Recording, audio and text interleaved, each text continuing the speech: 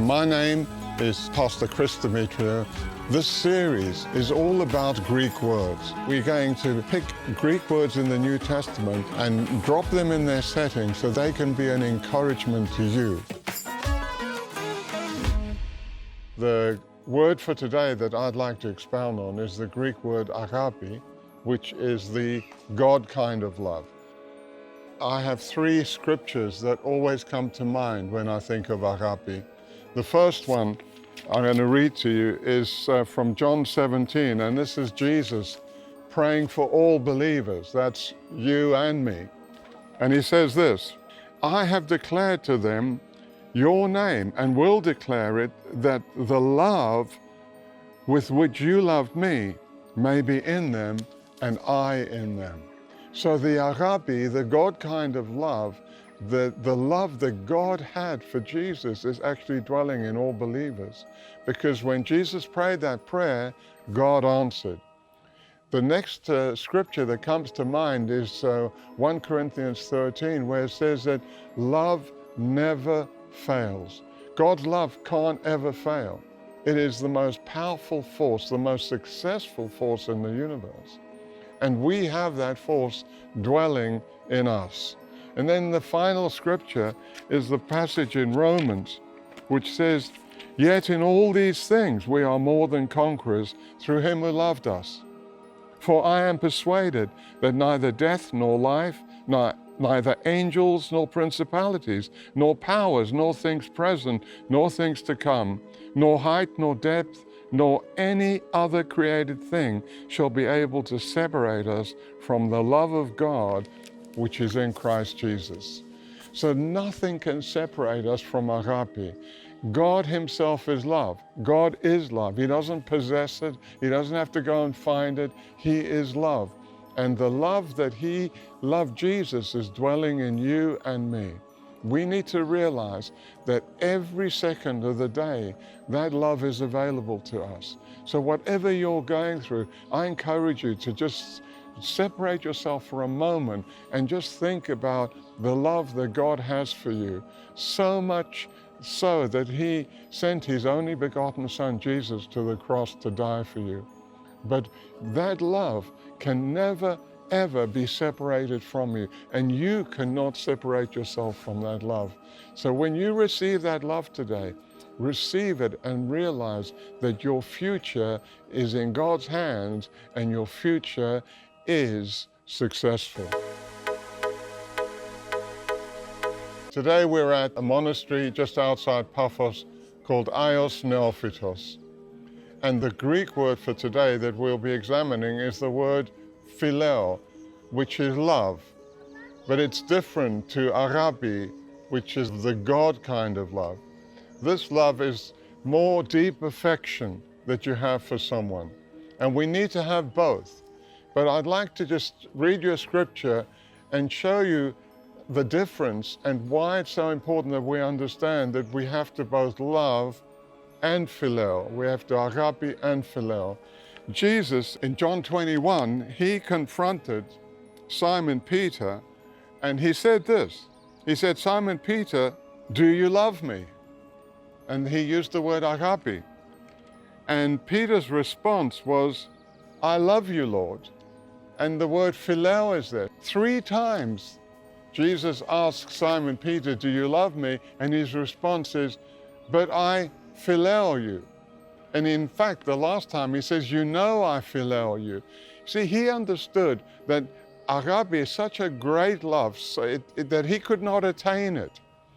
And therefore, he would not insult the Lord Jesus by saying, "I love you," knowing that he couldn't attain it. He would say, "I have deep affection for you." And that's absolutely honest and true. But there is another passage where we see the two words that come together in Romans 12, verses 9 and 10.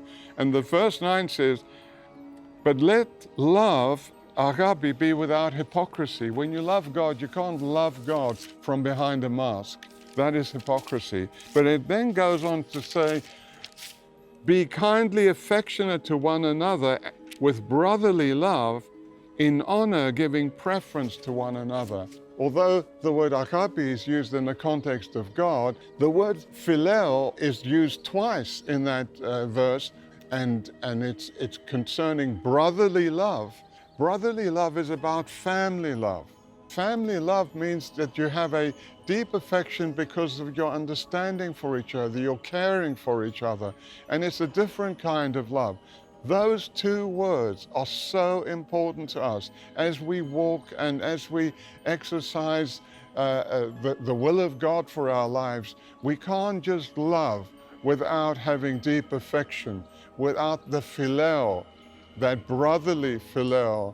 Philadelphia is what's used there.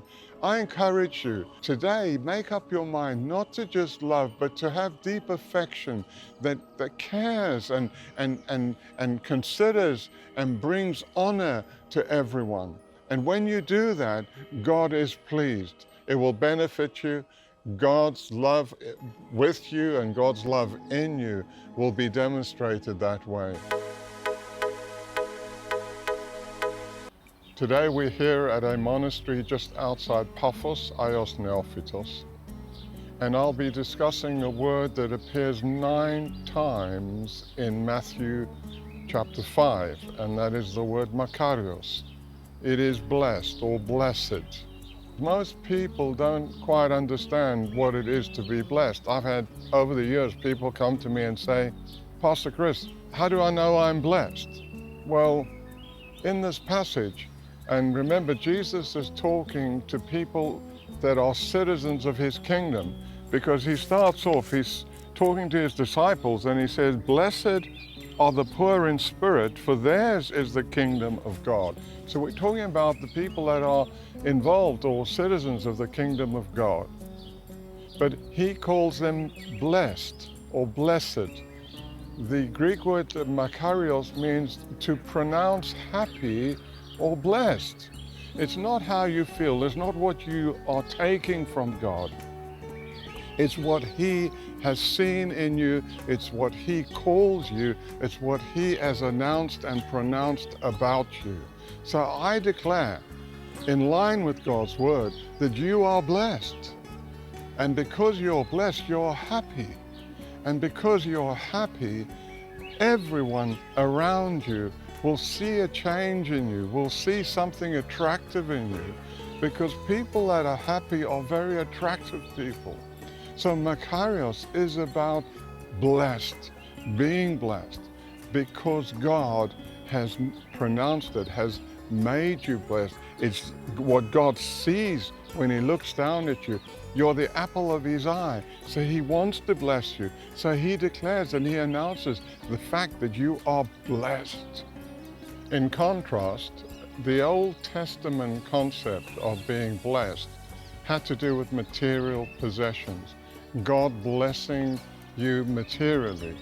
So I know that God's blessing includes that. However, in the Beatitudes, God is pronouncing a blessing about everyone, every citizen of God's kingdom, he sees as being blessed.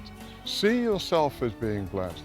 See yourself as knowing that God has already put aside every blessing for you to live a fulfilled, a successful, and a blessed life. You are Makarios, you are blessed, and you are pronounced happy and blessed. So don't look anywhere else for happiness. Happiness is within you. Release that, because God has already pronounced it in the mighty name of Jesus. Amen. Have a great day. Have a great week. Have a great life.